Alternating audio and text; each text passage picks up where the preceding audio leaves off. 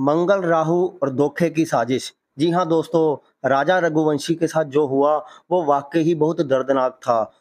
हम उस इंसान की दर्द और पीड़ा सह सकते हैं। उसके बारे में जब भी कोई न्यूज़ या ऐसी बात सुनने को मिलती है तो दिल दहल जाता है। उसकी पत्नी सोनम ने अपने प्रेमी के साथ मिलकर ये साजिश रची और एक बहुत ही आदर्शवादी और एक अच्छे इंसान को अपने जीवन से हाथ धोना पड़ा। ये बहुत ही ज़्यादा निंदनीय कृत्य है। इसकी भरपाई नहीं हो सकती दोस्तों। लेकिन इस विषय पर जब भी मैं सोचता हूँ मेरे रोंगटे खड़े होते हैं और मैं चाहता हूँ कि ज हर इंसान अपनी जन्म कुंडली के माध्यम से ऐसे इंसान को पहचानना सीख ले, ताकि पति या पत्नी में से कोई गलत चुनाव ना हो पाए। ये मुहिम मैं कई वर्षों से चला रहा हूँ, लेकिन ये अब जो घटनाएँ बहुत तेज़ी से मर्डर की तरफ जा रही हैं, तब आपको स्वयं भी सोचना पड़ेगा कि ग्रह के अंदर बहुत ज़्यादा क्रूरता आ चुकी है। पहले ग्रहों के अंदर क्रूरता होती थी तो लोग उस दर्द को सह लेते थे और अंदर ही अंदर घुटते रहते थे, लेकिन अब उस दर्द का प्रहार होता है और दूसरे इंसान की जान चली जाती है। तो आज हम बात करेंगे मंगल राहु और धोखा। राजा रघुवंशी के साथ हुआ बहुत बड़ा धोखा। तो राजा रघुवंशी की जो डेट ऑफ बर्थ हमारे पास आई है, ये ओरिजिनल डेट ऑफ बर्थ ही है। तो उसका मीन लगन है दोस्तों। जी हाँ दोस्तों, राजा रघुवंशी का मीन लगन है, पाइसिस असेंडेंट है। तो पाइसिस असेंडेंट वाले जो होते हैं, भावनाओं में बहने की प्रवृत्ति रहती है, जिसमें धोखा खाने की संभावनाएं बहुत ज़्यादा बढ़ जाती हैं। दोस्तों, राजा रघुवंशी का जन्म 21 सितंबर 95 को हुआ है और जो न्यूज़ चैनल में कुंडली दिखाई जा रही है वो बिल्कुल ही गलत दिखाई जा रही है। वो अक्टूबर के महीने में दिखाई जा रही है, जो सही नहीं है, क्योंकि उसका जो जन्म है 21 सितंबर को हुआ है। तो अब हम यहाँ पर देखने की बात करते हैं उनकी जन्म कुंडली में ऐसे कौन से योग है। उसका चंद्रमा कर्क राशि में है, 5वें घर में चंद्रमा। कर्क राशि का बहुत ही ज़्यादा इमोशनल बनाता है, इंसान को भावुक बनाता है और इंसान भोले-भालेपन में बहुत ज़्यादा डिसीज़न ले लेता है। तो जैसे लड़की से इसको अंदर ही अंदर चाहना होगी कि मैं कर लूँ शादी, मेरी उम्र निकली जा रही है, मुझे कोई बात नहीं, मैं सँभाल लूँगा। लेकिन यहीं अपनी अच्छाई ही इंसान को मार डालती है। तो राजा रघुवंशी के साथ भी हुआ कि उसके अंदर की भावनाएँ बहुत शुद्ध थी, क्योंकि कर्क राशि में, शुद्ध राशि में, पंचम भाव में, अपनी ही ओन राशि में 5वें घर में बैठा है, जो इंसान की इच्छाएँ शुद्ध बताता है। लेकिन उसकी शुद्ध इच्छाओं के साथ क्या हुआ, बुरा हाल हुआ, इस विषय पर हमारा वीडियो। इस कुंडली में सबसे मेन पॉइंट देखिए कि इस कुंडली में आपको दिखाई दे रहा होगा कि मंगल राहु 8वें घर में है।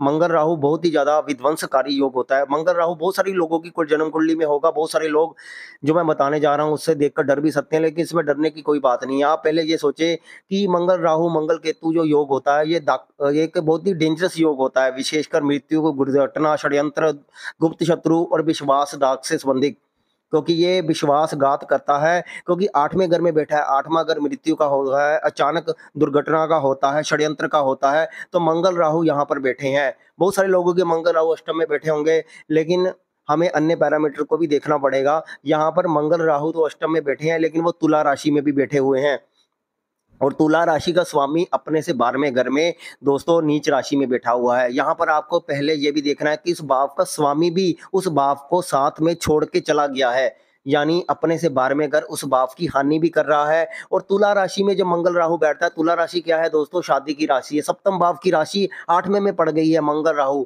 यानी शादी के। तुला राशि में क्या होता है दोस्तों, तुला राशि पत्नी की राशि, तुला राशि में होने से जो है ये हत्या का कारण बन गया, शादी के बाद हत्या, क्योंकि तुला राशि शादी की और मंगल राहु हत्यारा या हत्या, तो शादी के बाद हत्या या षड्यंत्र को ये बढ़ावा देता है। तुला राशि में होने से पत्नी जो है सौंदर्य भी वाली भी हो सकती है, विवाहित जीवन से जुड़े खतरे भी होते हैं। जैसे पहले तो जैसे फोटो में दिखाई दे रहा था कि पत्नी बहुत सुंदर है, बाद में तो उसको इतना ज्यादा सुंदर नहीं दिखाया गया। लेकिन तुला राशि में होता है कि अट्रैक्शन पावर होती है, हो सकता है अट्रैक्शन के कारण लड़के ने शादी के लिए हाँ कर दी हो, तो ये भी कारण एक बना। लेकिन 8वां घर पीड़ित होने के कारण, 8वें घर का स्वामी पीड़ित होने के कारण, शुक्र की स्थिति बहुत ज्यादा खराब है यहाँ पर। तो इस कारण जो है वैवाहिक जीवन और उसकी आयु से संबंधित, क्योंकि 8वां घर हमारी आयु से संबंध रखता है, वहां पर मंगल राहु आयु को खराब कर रहे हैं। उसका स्वामी अपने से 12वें घर में बहुत ही खराब स्थिति में आयु की हानि कर रहा है। आयु का कारक स्वामी शनि वक्री होकर 12वें घर में बैठा, 12वां घर भी लॉस है, तो आयु का लॉस 12वां घर शनि भी बता रहा है। वक्री होकर पूर्व जन्म का कोई ना कोई ऋण भी बता रहा है कि पूर्व जन्म के दोष के कारण ये पत्नी उसके जीवन में आई, जो बदला लेने के उद्देश्य से उसके जीवन में आई है, वो अपना बदला पूरा करके उसको इस दुनिया से उसने बेच दिया। होता दोस्तों पूर्व जन्म का ऋण ही है, लेकिन हमारी आत्मा स्वीकार नहीं करती, क्योंकि इस जन्म में हमने अच्छा किया होता है और उसी अच्छाई के बदले में हमें जब बुराई मिलती है तो हमारे अश्रुओं से जो है खून के आंसू निकलते हैं। तो सप्तम भाव में देखिए दोस्तों कन्या राशि है, सूर्य बुध और शुक्र की युति है। सूर्य सप्तम घर में क्या होता है, पत्नी अहंकारी होती है, प्रबल जो उसका होता है वर्चस्व चाहने वाली होती है, वो अपने आप को अधिकार स्थापित करने वाली होती है। शुक्र बुध की युति क्या होती है, आकर्षण होता है, रोमांस करने की प्रवृत्ति होती है। लेकिन सूर्य जब साथ होता है दोनों के तो द्वंद्व और टकराव होता है। कन्या राशि में क्या होता है, विश्लेषण करने वाली होती है, कभी कभी आलोचक होती है पत्नी। तो पार्टनर जो होगा आलोचक होगा, तो उसकी बात को काटेगा, आलोचना करेगा, उसको अच्छा नहीं मानेगा। तो ऐसे में सूर्य बुध और शुक्र क्या होता है, जब सूर्य बुध और शुक्र बैठते हैं तो बिल मुकाबिल कुंडली बन जाती है। इसमें शुक्र खराब हो जाता है, शुक्र क्या होता है, रोमांस खत्म हो जाता है। इसलिए शादी के तुरंत बाद उसने अपने साथ कोई भी शारीरिक संबंध भी बनाने नहीं दिया होगा।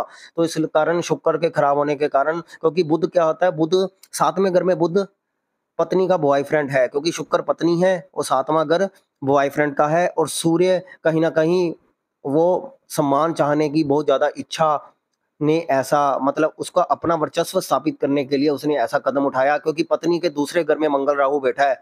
अब देखो पत्नी की जुबान में मंगल राहु है, क्योंकि जिस प्लैनेट से दूसरे घर में कोई प्लैनेट बैठा होता है वो उसकी वाणी का भाव हो जाता है। तो पत्नी की वाणी का भाव मंगल राहु है, यानी वो कठोर वाणी की कठोर औरत रही है और उसको अपनी वाणी के माध्यम से दूसरों को दबाना भी आता है। तो ये सब बातें ईगो क्लैश कर जाती है और रिश्ते में खराबियां उत्पन्न करती हैं। तो शुक्र की स्थिति यहाँ पर खराब हुई और यहाँ पर शत्रुओं से छिपा हुआ नुकसान शनि बताता है, क्योंकि वक्री है। वक्री शनि पूर्व जन्मों के कर्मों का भुगतान इस जन्म में भारी कीमत पर अदा करता है।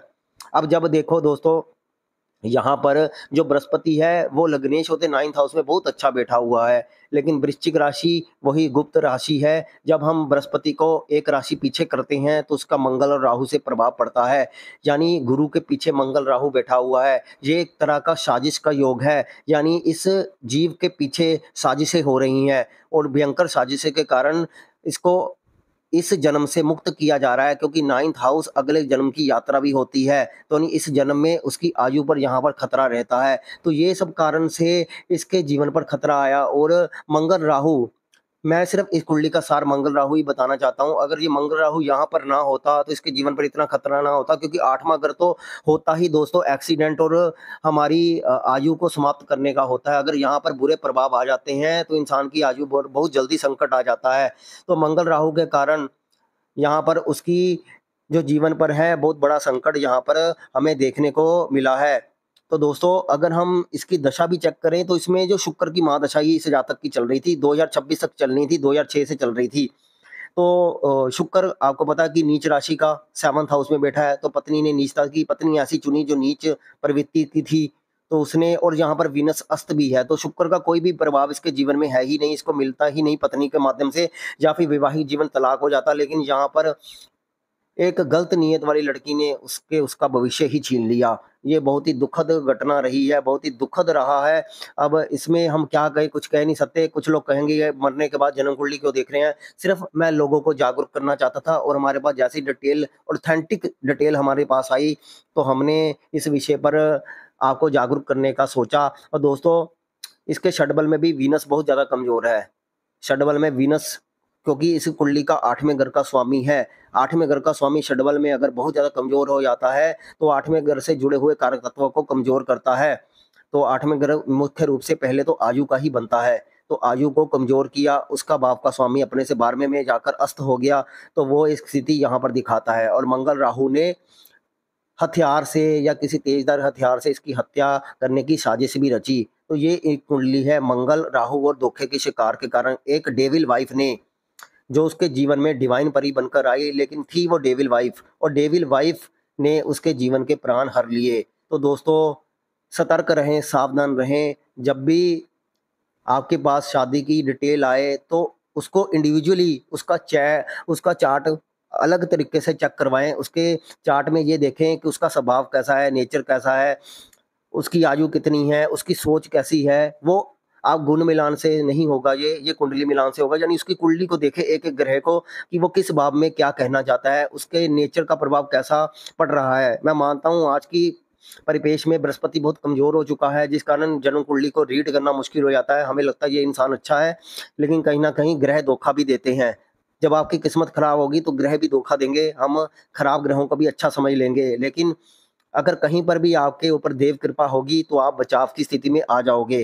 तो ये वीडियो आपके बचाव की उद्देश्य था। राजा रघुवंशी का बलिदान व्यर्थ नहीं जाना चाहिए। राजा रघुवंशी से सीख लेकर आपको अपने लाइफ पार्टनर का चुनाव सही करना है। ऐसी जो कुंठित विचारधाराओं वाली पत्नियां हैं, इनसे दूर रहना है। चाहे लड़का हो या लड़की, दोनों को अपना पार्टनर सही चुनना चाहिए, ताकि गलत चुनाव ना हो पाए। तो ये वीडियो आपको कैसा लगा? वीडियो पसंद आए तो वीडियो को शेयर करें और चैनल को सब्सक्राइब जरूर करें दोस्तों।